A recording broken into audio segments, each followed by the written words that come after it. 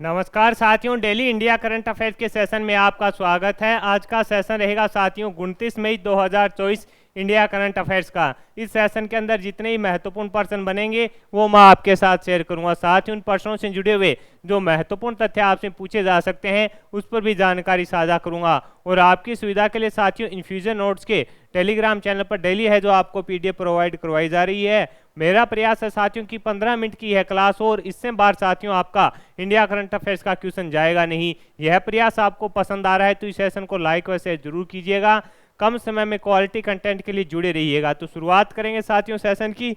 आज के दिन का पहला क्वेश्चन जो इंपॉर्टेंट रहेगा, आपसे पूछा गया है कि केंद्रीय आयुर्वेदिक विज्ञान अनुसंधान परिषद के द्वारा प्रगति 2024 कार्यक्रम का आयोजन है जो कहां पर किया गया। इंपॉर्टेंट क्वेश्चन कर लीजिएगा, कंफर्म है कि ये क्वेश्चन आपसे पूछा जाएगा। आपसे पूछा गया है कि केंद्रीय आयुर्वेदिक विज्ञान अनुसंधान परिषद द्वारा प्रगति 2024 कार्यक्रम का आयोजन कहां पर किया गया, तो आपका आंसर हो जाएगा साथियों नई दिल्ली के अंदर किया गया। कहां पर किया गया? नई दिल्ली के अंदर साथियों इसका आयोजन है जो किया गया है। इसके अंदर देखिए साथियों आयुर्वेद अनुसंधान और उद्योग को बढ़ावा देने के लिए साथियों इसका आयोजन है जो किया गया। ये भी अपने को पता होना चाहिए कि जो प्रगति कार्यक्रम है इसका आयोजन किस लिए किया गया, तो आयुर्वेद अनुसंधान और उद्योग को बढ़ावा देने के लिए है जो साथियों इसका आयोजन है जो नई दिल्ली के अंदर किया गया।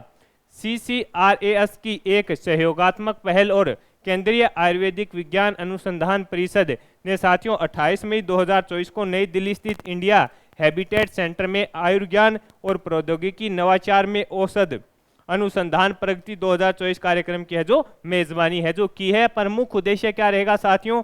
आयुर्वेद अनुसंधान और उद्योग को है जो बढ़ाना इस कार्यक्रम का है जो प्रमुख उद्देश्य रहेगा। और इसका आयोजन कहां पर किया गया, तो आपका आंसर होना चाहिए इसका आयोजन है जो नई दिल्ली के अंदर है जो किया गया। जो भी इंपॉर्टेंट चीजें हैं इसके अलावा वो आपको है जो पीडीएफ के अंदर मिल जाएगी। आगे बात करेंगे साथियों अगले क्वेश्चन की। अगला क्वेश्चन आपसे पूछा है कि गेल इंडिया लिमिटेड ने अपना पहला ग्रीन हाइड्रोजन प्लांट कहां शुरू किया है। मोस्ट इंपॉर्टेंट क्वेश्चन साथियों रहने वाला है। आपसे पूछा गया है कि हाल ही के अंदर साथियों गेल इंडिया लिमिटेड के द्वारा अपना पहला ग्रीन हाइड्रोजन जो प्लांट है वो कहां पर शुरू किया गया है, तो आंसर हो जाएगा साथियों आपका मध्य प्रदेश के अंदर इसकी शुरुआत की गई है। कहां पर है? मध्य प्रदेश के अंदर साथियों इसकी शुरुआत है जो की गई है। मध्य प्रदेश के विजयपुर में साथियों गेल इंडिया लिमिटेड का पहला ग्रीन हाइड्रोजन प्लांट है जो शुरू हो चुका है। यह अभिनव ग्रीन हाइड्रोजन प्लांट 4.3 टन प्रतिदिन टीपीडी हाइड्रोजन का साथियों उत्पादन करने की क्षमता का दावा करता है। यह 10 megawatt proton exchange membrane electrolyser इकाइयों के उपयोग के माध्यम से इसे प्राप्त करता है, जो अक्षय ऊर्जा स्रोतों द्वारा संचालित पानी के इलेक्ट्रोसिसी प्रक्रिया का क्या है साथियों उपयोग करता है। तो कहां पर है? तो मध्य प्रदेश के अंदर। किसके द्वारा साथियों? गेल इंडिया लिमिटेड के द्वारा किया गया। और कितनी? 10 मेगावाट का ये रहने वाला है। अगर आपसे ऐसा पूछे भी मध्य प्रदेश के अंदर है जो कहां पर किया गया है, तो इसका आंसर हो जाएगा विजयपुर के अंदर है जो साथियों गेल इंडिया लिमिटेड ने अपना पहला ग्रीन हाइड्रोजन प्लांट है जो स्थापित किया है। तो अपने लिए मोस्ट इंपॉर्टेंट क्वेश्चन रहेगा और आपसे पूछा भी जाएगा साथियों। अगला क्वेश्चन आपसे पूछा है कि हाल ही में भारत की चौथी सबसे बड़ी निर्यात वस्तु है जो कौन सी बनी है। ये भी थोड़ा साथियों इंपॉर्टेंट और रोचक क्वेश्चन है। आपसे पूछा गया है कि हाल ही के अंदर साथियों भारत की चौथी सबसे बड़ी निर्यात वस्तु कौन सी बनी है, तो आंसर होगा साथियों स्मार्टफोन। कौन सी बनी है, तो आपका आंसर हो जाएगा स्मार्टफोन है जो साथियों भारत की चौथी सबसे बड़ी है जो निर्यात वस्तु बनी है। भारत की शीर्ष निर्यात वस्तुओं में पेट्रोलियम उत्पादों का वर्चस्व है। स्मार्टफोन ने मोटर गैसोलीन की जगह ले ली है। वित्त वर्ष 2024 में चौथी सबसे बड़ी निर्यात की जाने वाली वस्तु बन गई है। कभी स्मार्टफोन का आयात करने वाला भारत आज इसके उल्ट दुनिया में प्रमुख स्मार्टफोन का एक्सपोर्टर है जो बन चुका है। तो इंपॉर्टेंट है साथियों कि कभी अपने है जो बाहर से फोन मंगाते थे, लेकिन अब ये जानकारी निकल कर आई है कि भारत के अंदर चौथी सबसे बड़ी जो निर्यात होने वाली वस्तु है वो कौन सी बन गई है, तो वो बन गई है आपकी स्मार्टफोन। ये अपने को थोड़ा याद रखना है और अपने देश के लिए भी बेहतर है कि यहाँ पर साथियों जो टेक्नोलॉजी है उसका स्तर है जो धीरे धीरे क्या हो रहा है, बढ़ रहा है। तो इससे साथियों रोजगार के भी अवसर हैं जो मिलेंगे। अगले क्वेश्चन पर बात करेंगे साथियों। अगला क्वेश्चन आपसे पूछा गया है कि भारतीय फार्मा कंपनी सन फार्मा ने भारतीय फार्मा कंपनी कौन सी है साथियों? सन फार्मा ने किस देश में नए संयंत्र का उद्घाटन किया है? तो आंसर हो जाएगा साथियों आपका अपना बांग्लादेश। कौन सा?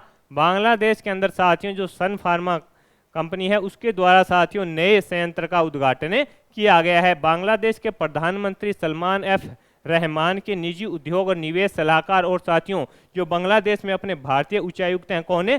प्रणय वर्मा ने संयुक्त रूप से साथियों ढाका चटगांव राजमार्ग से सटे मेघाना नदी के तट पर साथियों नारायणगंज जिले के सोनारा गांव उप जिला मेघाना में साथियों औद्योगिक आर्थिक क्षेत्र में सन फार्मा के नए संयंत्र का जो उद्घाटन किया है। ये किसकी कंपनी है साथियों? ये जो दवाइयां होती हैं वो बनाती है और उसका ये वहां पर बांग्लादेश के अंदर है जो दूसरा संयंत्र है। और साथियों कहां पर स्थापित किया गया है? तो इसके अंदर देखिए जो उद्घाटन समारोह था उसके अंदर साथियों कौन उपस्थित थे? जो बांग्लादेश के प्रधानमंत्री हैं कौन है?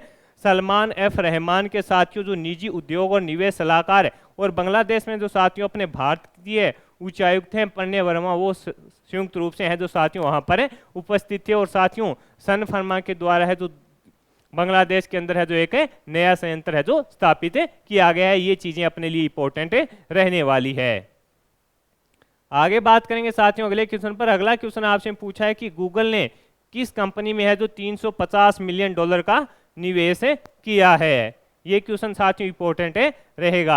आपसे पूछा गया है कि हाल ही के अंदर साथियों गूगल ने किस कंपनी में $350 मिलियन का निवेश किया है? तो आप साथियों ऑनलाइन शॉपिंग करते हैं वो कंपनी कौन सी है? फ्लिपकार्ट। फ्लिपकार्ट के अंदर है जो साथियों गूगल के द्वारा है जो $350 मिलियन का है जो निवेश किया है। गूगल ने फ्लिपकार्ट में $350 मिलियन का निवेश किया है लेकिन उसे ई कॉमर्स क्षेत्र की इस प्रमुख कंपनी के बोर्ड में जगह नहीं मिलेगी। उन्होंने बताया कि इस लेन देन से फ्लिपकार्ट का मूल्य है जो $36 बिलियन का आंका गया है। वॉलमार्ट के स्वामित्व वाली फ्लिपकार्ट ने आगे कहा है कि गूगल के प्रस्तावित निवेश और उसके क्लाउड सहयोग से साथियों फ्लिपकार्ट को अपना कारोबार बढ़ाने और अपने डिजिटल बुनियादी ढांचे को आधुनिकीकरण में मदद मिलेगी। यानी साथियों इससे जो निवेश हुआ है उससे फ्लिपकार्ट को क्या फायदा होगा? फ्लिपकार्ट कह रहा है कि वो गूगल के इस $350 मिलियन के निवेश से है जो टेक्नोलॉजी के सारे है जो साथियों अपनी जो सुविधाएं हैं उनको क्या करने जा रहा है? आधुनिकीकरण यानी डिजिटलीकरण है जो साथियों है जो इस पर कार्य करेगा। फ्लिपकार्ट जो अपनी सुविधाएं हैं उनको और बेहतर तरीके से है जो ग्राहकों को पहुंचा सके उस पर है जो कार्य करेगा। और किसके द्वारा निवेश किया गया है? तो गूगल के द्वारा है जो साथियों फ्लिपकार्ट के अंदर है जो $350 मिलियन का निवेश है जो किया गया है। ये अपने को याद रखना है। आगे बात करेंगे साथियों अगले क्वेश्चन पर। अगला क्वेश्चन आपसे पूछा है कि हाल ही में साइबर सिक्योरिटी कॉन्क्लेव का आयोजन है जो कहां पर किया गया है? हाल ही में साइबर सिक्योरिटी कॉन्क्लेव का आयोजन कहां किया गया? तो आंसर हो जाएगा साथियों नई दिल्ली के अंदर। कहां पर किया गया है? नई दिल्ली के अंदर है जो साथियों इसका आयोजन किया गया है। नई दिल्ली में CSCC और यूनाइटेड सर्विस इंस्टीट्यूशन के द्वारा संयुक्त रूप से साइबर सुरक्षा कॉन्क्लेव का आयोजन किया गया। इसके तहत साइबर सुरक्षा के लिए महत्वपूर्ण रणनीतियों पर चर्चा की गई। साइबर सुरक्षा एक गंभीर और संवेदनशील है जो मामला है। कहां पर किया गया साथियों? नई दिल्ली के अंदर आयोजन किया गया। और इसके अंदर उद्देश्य क्या था? जो साथियों साइबर सुरक्षा है उसको बढ़ाया जाए। यानी साथियों इसके अंदर साइबर सुरक्षा के लिए महत्वपूर्ण रणनीतियों पर चर्चा गई। साइबर सुरक्षा एक गंभीर और संवेदनशीलता का मामला है। यानी साथियों जो साइबर ठगी हो रही है वो लगातार बढ़ रही है, उसको किस प्रकार से रोका जाए इसके लिए इसका आयोजन है जो किया गया। और कहां पर? नई दिल्ली के अंदर साथियों इसका आयोजन है जो किया गया। ये अपने को याद रखना है। आगे बात करेंगे साथियों अगले क्वेश्चन पर। अगला क्वेश्चन आपसे पूछा गया है लिथुआनिया का राष्ट्रपति है जो किसे चुना गया है? लिथुआनिया का राष्ट्रपति किसे चुना गया है? तो आंसर हो जाएगा गितानस नौसेदा को चुना गया है। निर्वाचन राष्ट्रपति गितानस नौसेदा ने चुनाव में साथियों इग्रिडा सोमोनिटे को हराकर एक बार फिर है जो साथियों लिथुआनिया के राष्ट्रपति हैं जो चुने गए हैं। सीधा का सीधा अपने को नाम याद रखना है साथियों कि हाल ही के अंदर लिथुआनिया का राष्ट्रपति किसे चुना गया है? गितानस नौसेदा को है जो साथियों लिथुआनिया का है जो राष्ट्रपति है जो चुना गया है। तो अपने लिए इंपॉर्टेंट क्वेश्चन है रहने वाला है और सीधा का सीधा साथियों आपसे पूछा जा सकता है।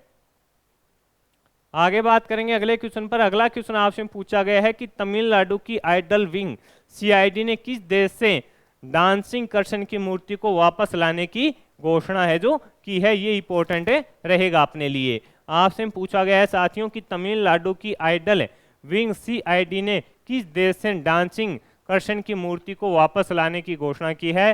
आंसर हो जाएगा साथियों थाईलैंड। आंसर क्या हो जाएगा? थाईलैंड। इसके अंदर देखिएगा साथियों, तमिलनाडु पुलिस की मूर्ति शाखा CID IWCID कलिका की प्राचीन कांस्य जो मूर्ति है उसको वापस से लाएगी, जिसे कालिया नार्थना कृष्णा नृत्य करते हुए कृष्ण भी कहा जाता है। यानी इसके अंदर साथियों जो मूर्ति है उसके अंदर भगवान श्री कृष्ण है जो नृत्य करते हुए दिखाई देते हैं, जो कई साल पहले चोरी हो गई थी और अब बैंकॉक से बरामद की गई है। पहले साथियों ये मूर्ति चोरी हो गई थी और अब इसको बैंकॉक से है जो साथियों बरामद किया गया है। हाल ही में मूर्ति विंग CID के पुलिस महानिदेशक कौन है? शैलेश कुमार यादव ने नई दिल्ली में केंद्रीय संस्कृति मंत्रालय और भारतीय पुरातत्व सर्वेक्षण के अधिकारियों के साथ थाईलैंड की राजधानी से मूर्ति वापस लाने की योजना पर चर्चा की। मूर्ति की जो मौजूदा कीमत है साथियों वो $3.5 मिलियन की है। तो इंपॉर्टेंट रहेगा साथियों, कितनी कीमत है? $3.5 मिलियन की। और साथियों इसको कहाँ से? तो थाईलैंड से है जो साथियों इस मूर्ति को है जो वापस लाने की है जो प्रक्रिया है वो शुरू कर दी है और इस पर है जो कार्य चल रहा है। और इसके अंदर साथियों इस जो मूर्ति है उसके अंदर है जो भगवान श्री कृष्ण है जो नृत्य करते हुए दिखाए गए हैं। तो ये चीजें अपने लिए थोड़ी इंपॉर्टेंट रहेगी और सरकार भी साथियों इस पर कार्य करेगी। और थाईलैंड से है जो साथियों ये मूर्ति मिली है उसको वापस है जो भारत के अंदर लाया जाएगा, ये अपने को याद रखना है।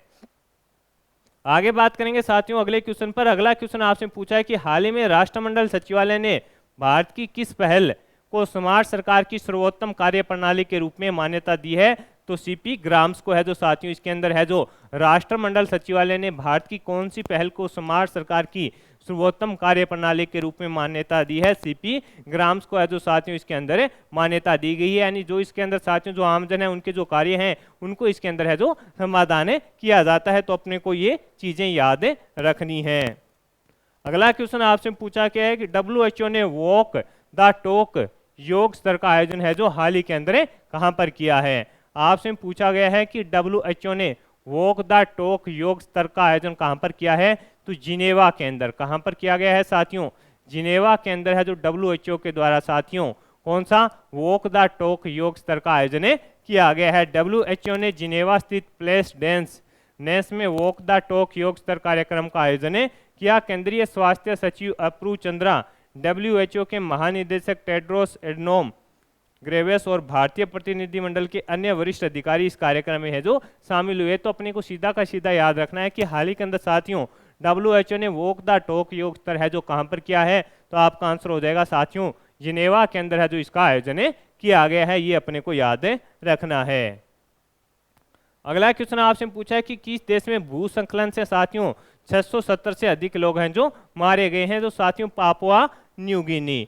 अब से साथियों जो आंकड़ा है वो ज़्यादा भी हो सकता है। ये बताया गया है कि पापुआ न्यू गिनी के अंदर है साथियों भूस्खलन से हैं जो लगभग साथियों 670 लोग हैं जो मारे गए हैं और इससे आंकड़ा है जो लगातार है जो साथियों न्यूज़ के मामले से बढ़ता ही जा रहा है। भूस्खलन साथियों उत्तरी पापुआ न्यू गिनी के पहाड़ी एंगा क्षेत्र में आया था, जिससे साथियों काफ़ी लोगों की है जो जानें चली गई है। इसमें साथियों भारत सरकार ने कहा है कि इसका जो ये प्रकृति का जो रूप हो इसके प्रति हमें जो पापुआ न्यू गिनी के लोग हैं उनके प्रति उनकी संवेदना है और जैसे भी किसी भी प्रकार की अगर सहायता होगी तो वो भारत सरकार है जो पापुआ न्यू गिनी के लोगों के लिए करने को तत्पर है। तो ये चीज़ें थोड़ी इंपॉर्टेंट रहेगी। आगे बात करें साथियों अगला क्वेश्चन आपसे पूछा है मोनेगो GP 2024 है जो किसने जीती है? तो आपका आंसर हो जाएगा साथियों चार्ल्स लेकरर। किसने जीती है? चार्ल्स लेकरल के द्वारा है साथियों मोनेको GP 2024 से जीती गई है। मोनेको किसके द्वारा जीती गई है? चार्ल्स लेकरल के द्वारा जीती गई है। सीधा का सीधा अपने को याद रखना है। अगला क्वेश्चन आपसे पूछा है कि कुवैत के अग्रणी वाणिज्य बैंक बर्गन ने अपनी बैंकिंग तकनीकी सुविधाओं को बेहतर करने के लिए किसके साथ समझौता किया है? ये क्वेश्चन इंपॉर्टेंट रहेगा साथियों। आपसे पूछा गया है कि कुवैत के अग्रणी वाणिज्य बैंक बर्गन ने अपनी बैंकिंग तकनीकी सुविधाओं को बेहतर करने के लिए किसके साथ समझौता किया है? तो टाटा कंसल्टेंसी सर्विसेज के साथ समझौता किया है। किसके साथ? Tata consultancy services. TCS ने कुवैत के बर्गन बैंक के साथ कोर बैंकिंग डील पर हस्ताक्षर किए। सूचना प्रौद्योगिकी सेवाओं, परामर्श और व्यावसायिक समाधानों में वैश्विक अग्रणी टाटा कंसल्टेंसी सर्विस ने कुवैत के सबसे युवा वाणिज्य बैंक में साथियों ये समझौता है जो किया है। यानी इसके अंदर जो टेक्नोलॉजी की क्रिया है उसको बेहतर, यानी बैंकिंग जो तकनीक है आज के ज़माने के अंदर साथियों जो टेक्नोलॉजी है उसका युग है, तो उसके अंदर बेहतर करने के लिए है जो साथियों टाटा कंसल्टेंसीज सर्विसेज के साथ है जो कुवैत का सबसे अग्रणी वाणिज्य बैंक है बर्गन ने, उसने समझौता है जो किया है। तो साथियों आज के सेशन के अंदर जितने ही महत्वपूर्ण पर्सन बन रहे थे इंडिया करंट अफेयर्स के वो मैंने आपके साथ शेयर किए हैं। मेरा प्रयास है कि आपका कम से कम समय है जो करंट अफेयर्स में लगे, और आपकी सुविधा के लिए इन्फ्यूजन नोट्स के टेलीग्राम चैनल पर डेली आपको पीडीएफ प्रोवाइड करवाई जा रही है। यह प्रयास आपको पसंद आ रहा है तो इस सेशन को लाइक और शेयर जरूर कीजिएगा। कम समय में क्वालिटी कंटेंट है साथियों, इस चीज़ का सबसे ज़्यादा महत्व होता है कि क्वेश्चन सभी में से आएंगे, कंटेंट सभी जगह यही मिलेगा आपको, क्योंकि करंट अफेयर्स बनता ही यही है। लेकिन आपको कम समय में कौन दे रहा है और आपको ये विश्वास कौन दिलाएगा कि इससे बाहर आपका करंट अफेयर्स जाएगा नहीं, ये चीज़ें अपने को समझनी है और अपने को समय बचाकर बाकी सब्जेक्टों के लिए भी बेहतर तैयारी अपने को करनी है। तो जुड़े रहिएगा साथियों इन्फ्यूजन नोट से। धन्यवाद।